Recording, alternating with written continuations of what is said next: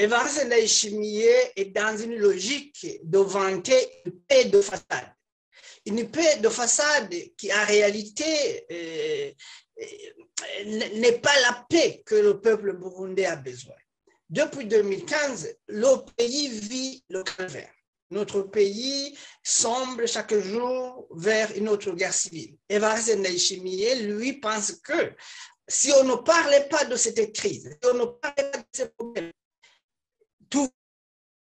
il y a un manque d'empathie envers la France, victimes de ces crimes, envers les victimes des disparitions forcées, des exécutions extrajudiciaires et des personnes qui sont toujours.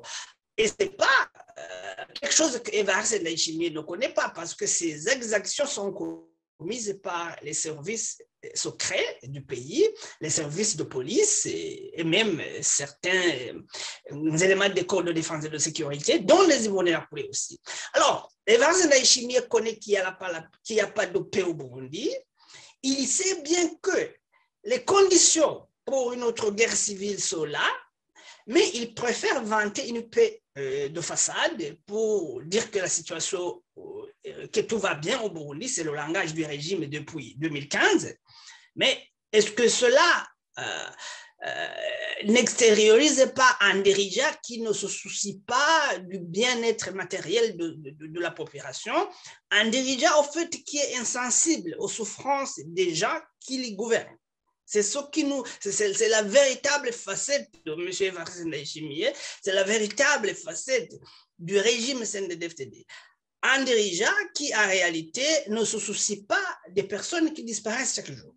Un dirigeant qui chante la paix alors que des personnes continuent d'être exécutées chaque jour. Alors, vous ne pouvez pas être un beau dirigeant si vous ne vous souciez pas des problèmes que vivent votre peuple.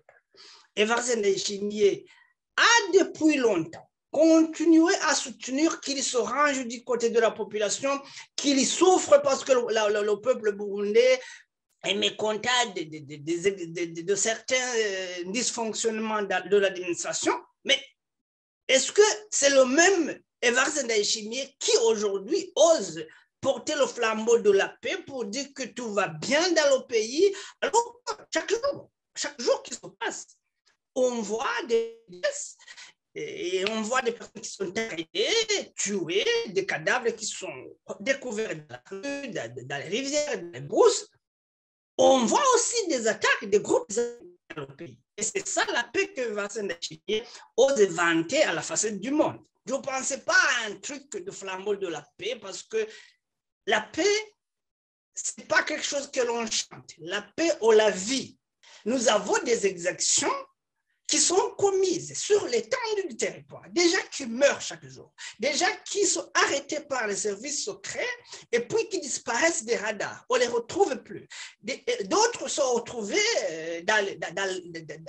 sont des cadavres, leurs cadavres sont retrouvés dans la rivière. Et le chef de l'État devrait s'assurer que tous ces crimes, toutes ces exactions sont sanctionnées, que les auteurs sont sanctionnés. Il y va devant son peuple avec le flambeau de la paix pour dire que tout va bien, la paix est totale ici dans notre pays. C'est-à-dire, il se fiche des malheurs des Burundais. Il ne comprend pas que son devoir, c'était de s'assurer que chaque Burundais a cette paix que Évariste est en train de chanter. La paix, comme je venais de le dire, ça ne se chante pas, ça se vit. Ça extériorise un mauvais dirigeant. C'est une personne en fait, qui est hypocrite. C'est la facette d'Évariste Ndayishimiye. C'est un homme qui a des responsabilités que le chef de l'État doit assumer en tant que chef de l'État, notamment la responsabilité première, la sécurité de tout son peuple.